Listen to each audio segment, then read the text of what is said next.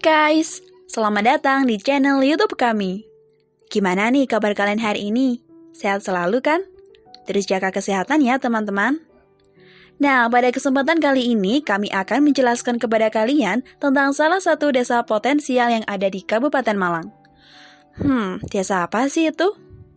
Caca, kenalan yuk dengan Desa Bocek.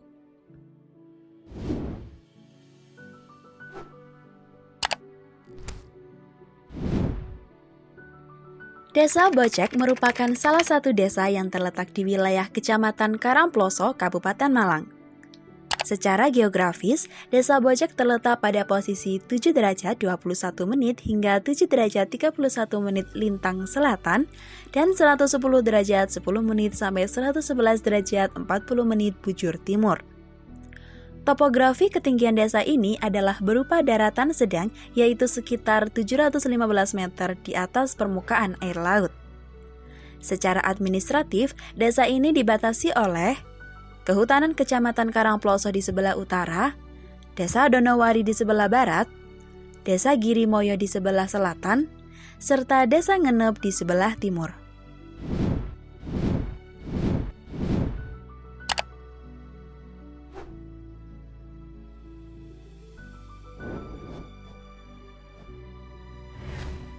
Perlu kita ketahui bahwa Desa Bocek terbagi menjadi 3 dusun. Yang pertama adalah Dusun Kerajaan, dusun kedua adalah Dusun Manggisari, dan yang ketiga adalah Dusun Supiturang. Lahan Desa Bocek ini diperuntukkan untuk berbagai macam kegiatan yang bisa dilakukan oleh masyarakat.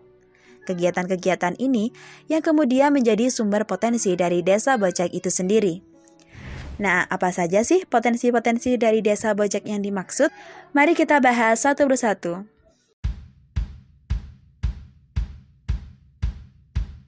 Pertama, sentra pertanian dan perkebunan.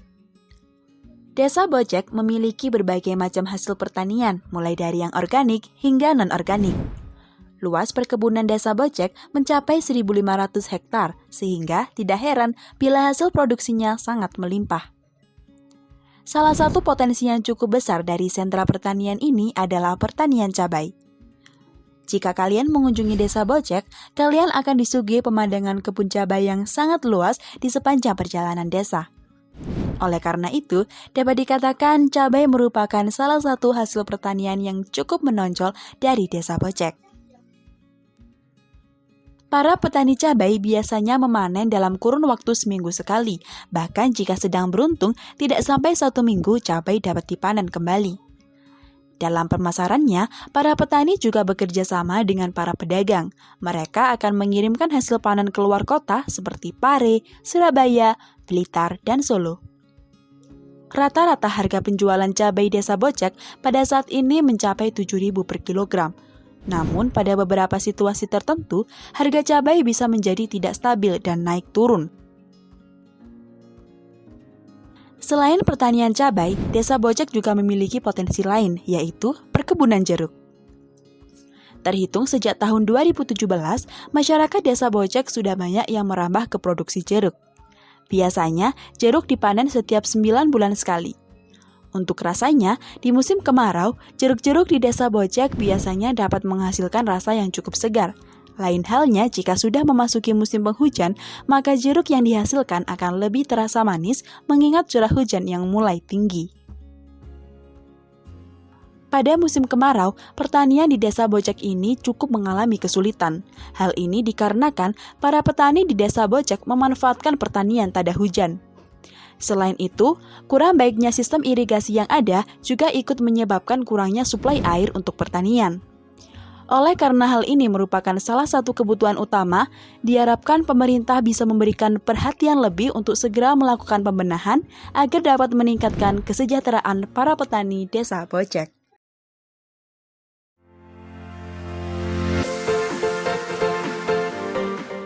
Kedua, sektor peternakan. Nah, bagi yang belum tahu nih, Desa Bocek merupakan daerah penghasil susu sapi perah terbanyak di Kecamatan Karangploso loh. Di desa ini, biasanya setiap peternak sapi memiliki 5 atau lebih ekor sapi. Hasil peternakan sapi yang berupa susu sapi perah ini kemudian dikelola melalui KUD setempat yang bekerja sama dengan Nestle ataupun dapat juga dikelola secara pribadi. Kendala yang biasanya terjadi dalam sektor peternakan sapi ini biasanya disebabkan oleh faktor naiknya harga pakan dan turunnya harga susu, sehingga menyebabkan turunnya jumlah produksi susu. Selain itu, jika musim kemarau telah tiba, para peternak akan cukup sulit mendapatkan pasokan pakan sehingga pasokan pakan menjadi berkurang. Hal ini dikarenakan tidak semua peternak memiliki lahan untuk mendapatkan rumput-rumputan sebagai pakan sapi. Selain sapi perah, ada juga peternakan ayam di Desa Bojek. Kandang ternak ayam yang ada mampu menampung hingga ribuan ayam di dalamnya, dilengkapi juga dengan berbagai macam teknologi yang menunjang pertumbuhan ayam, seperti sensor temperatur, pemberi pakan otomatis, dan lain-lain. Ayam yang diternak di sini biasanya dapat dipanen dalam usia 35 hari.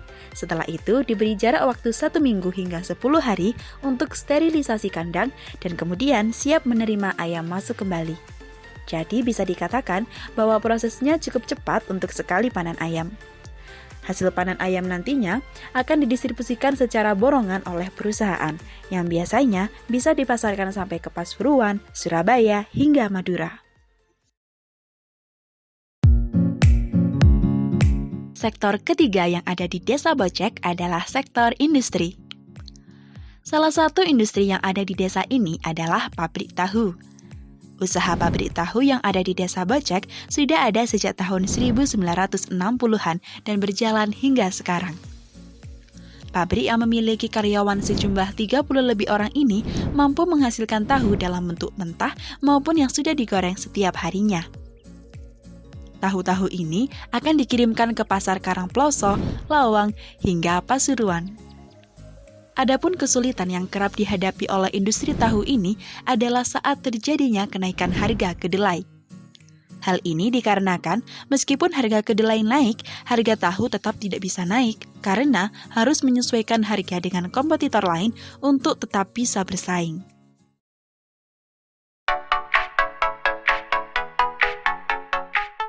Nah, beralih dari sektor industri, Desa Bojek juga memiliki begitu banyak UMKM.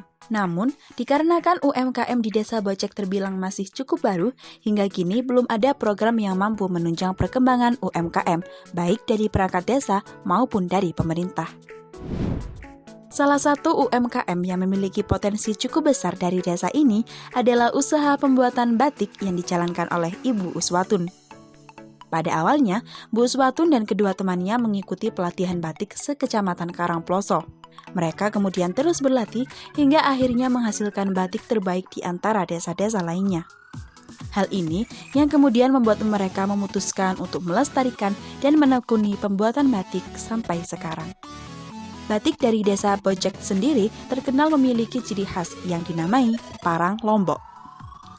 Dalam proses pembuatannya, mereka menggunakan desain lombok atau cabai yang dilukis menyerupai parang, kemudian ditambahkan pula motif gambar biji kopi di dalamnya. Batik yang dihasilkan pun dipatok dengan harga jual yang cukup menjanjikan.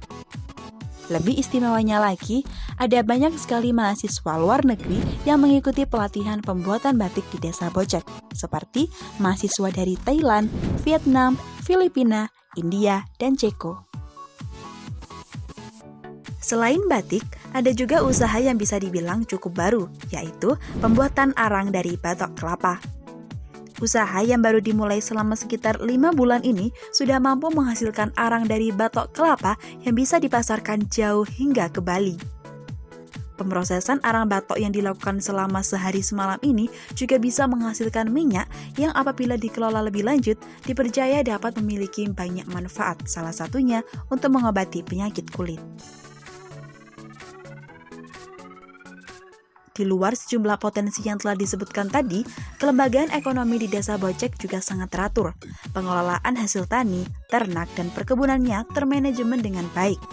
Petani tidak perlu susah-susah memaparkan hasil taninya sendiri ke pasar. Ada pengepul yang siap mendistribusikan hasil tani maupun hasil ternak yang dihasilkan oleh masyarakat Desa Bojek. Mengingat sangat teraturnya pengelolaan tersebut, tidak salah jika perekonomian di Desa Bojek dapat dikatakan merata dan stabil. Wah, patut dicontoh ya.